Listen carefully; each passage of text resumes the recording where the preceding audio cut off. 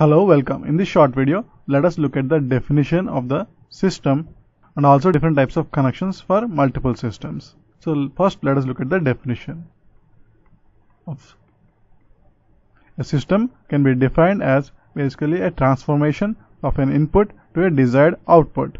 That is, you basically have an input and then you have the transformation, the system transformation.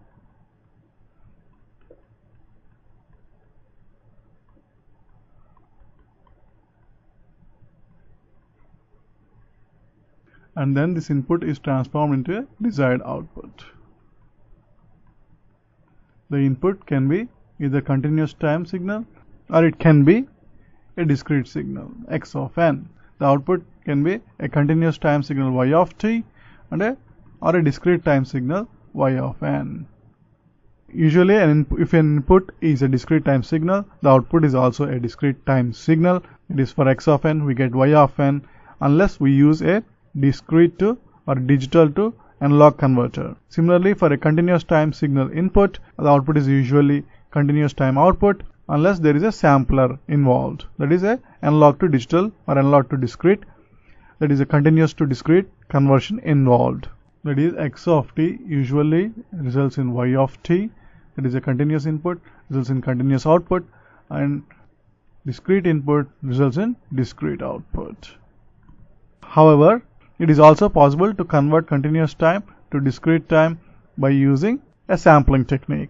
And similarly, discrete time signal can be converted into a continuous time signal by using discrete to analog conversion. Some of the examples for systems are an automobile, that is a car. That is, and then next example is a high fidelity audio system, that is hi-fi audio system.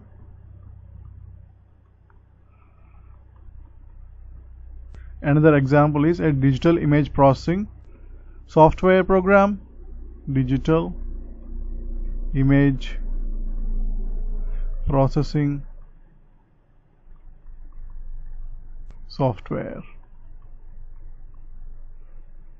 For example, an automobile, that is a car, basically takes the foot pressure as the input and converts it into motion of the vehicle. That is, when you apply foot pressure on the pedal of the accelerator,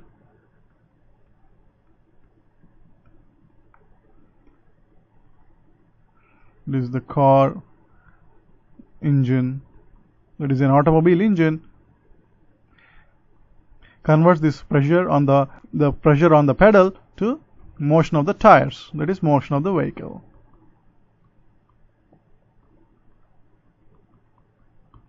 So here the engine is the system. And the next one is a hi-fi, that is a high fidelity audio system. Takes either a CD or a DVD or some other form of audio records and converts them into real audio. That is basically acoustic waves. And these waves are basically very close to the actual sound produced by recording person. And the next example is the digital image processing program, that is DIP software. This digital image processing software takes a digital image which is corrupted by noise and then converts it into a enhanced, that is a clean image.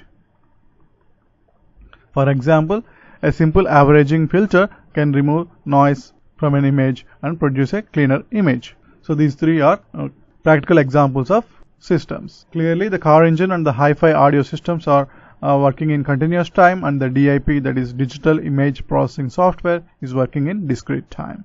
Now let us look at different types of connections for systems.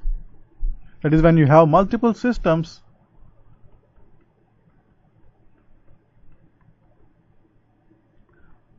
the question is, how do you connect them to actually produce a desired output?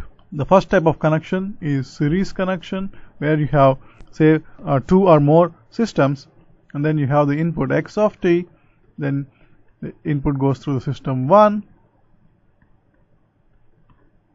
then you have the intermediate output z of t, which is converted by the system 2 into the desired output y of t. So x of t is first converted into z of t by the system 1, and then it is converted to the desired output y of t by the system 2. Then next we have parallel systems. Parallel systems. That is, when you have an input x of t, it is basically transmitted to both the systems 1 and 2, or multiple systems if there are more than 2 systems, and then system 2. Then the outputs from these 2 systems can be basically added to produce the desired output.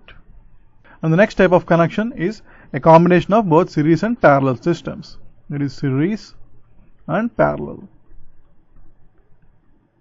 In this case, assume that we have 3 systems. Then we can process the input via a series of systems 1 and 2, systems 1 and system 2.